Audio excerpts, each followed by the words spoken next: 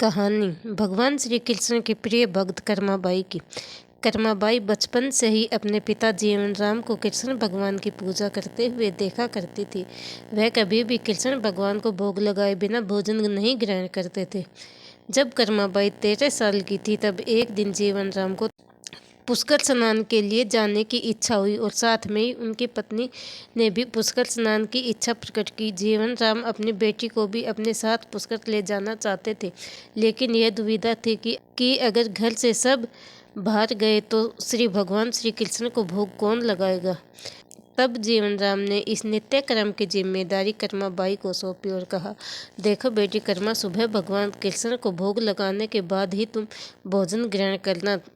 कर्मा ने भी अपने पिता की हाँ में हाँ भर दी। अब अगले दिन सुबह कर्माबाई ने सबसे पहले गुड़ और घी डालकर बाजरे की खिचड़ी बनाई और भगवान श्री कृष्ण की मूर्ति के सामने रख दिया और बोली, भगवान मैंने आपका भोग रख दिया, आपको जब भूख लगे तब खा लेना। तब तक मैं घर के काम पूरे कर लेती हूँ। इतना कहकर कर्मा अपने घर के कामों में जुट गई और काम करते करते बीच बीच में भगवान श्री कृष्ण को देखती कि भगवान श्री कृष्ण ने खिचड़ी खाई या नहीं। अब वह बार बार देखती, लेकिन भगवान ने तो अभी तक खिचड़ी नहीं खाई। अब उसे शक हुआ कि शायद खिचड़ी में घी और गुड़ कम है, इसलिए भगवान कृष्ण भोजन ग्रहण नहीं कर रहे।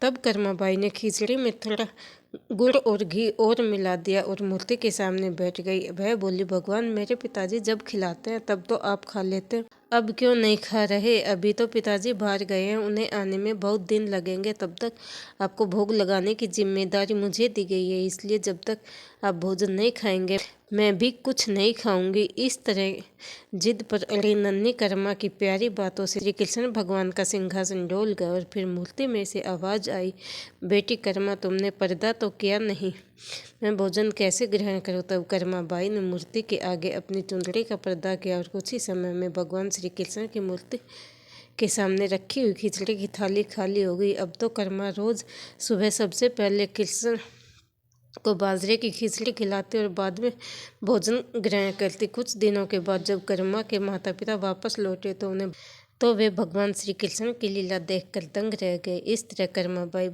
श्री कृष्ण की निसीम भगत बन गई। अपने जीवन के अंतिम दिनों में कर्माबाई भगवान जगन्नाथ की नगरी जगन्नाथपुरी में एक कुटिया में बस गई। वहां एक दिन कर्माबाई की कुटिया के सामने एक तेजस्वी कांति वाला बालक आया और उसने कर्माबाई से कहा, मुझे भूख लगी है माँ, खाना दो।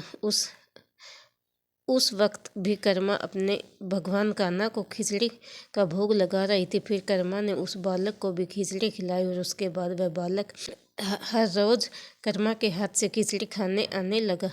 यह सिलसिला कई वर्षों तक चलता रहा है। बालक कोई और नहीं बल्कि स्वयं जगन्नाथ भगवान थे, क्योंकि जिस दिन कर्माबाई का देहांत हो गया था उस दिन जगन्नाथ भगवान की मूर्ति की आंखों से आंसू बह रहे थे और उसी रात मंदिर के पुजारी ने सपन में जगन्नाथ भगवान आए और अपनी दुखी होने का कारण बताया कि उनके परम प्रिय भक्त कर्मा गोलोक सिधार गई। मैं रोज सुबह उसके हाथ की खिचड़ी खाता था, अब मुझे खिचड़ी कौन खिलाएगा। अगले दिन से मंदिर के पुजारियों ने निर्णय लिया कि भगवान को रोज बाजरे की खिचड़ी का भोग लगेगा। उस भोग का नाम दिया गया कर्माबाई की खिचड़ी। प्रेम से जयकार लगाइए जगन्नाथ भगवान की जय।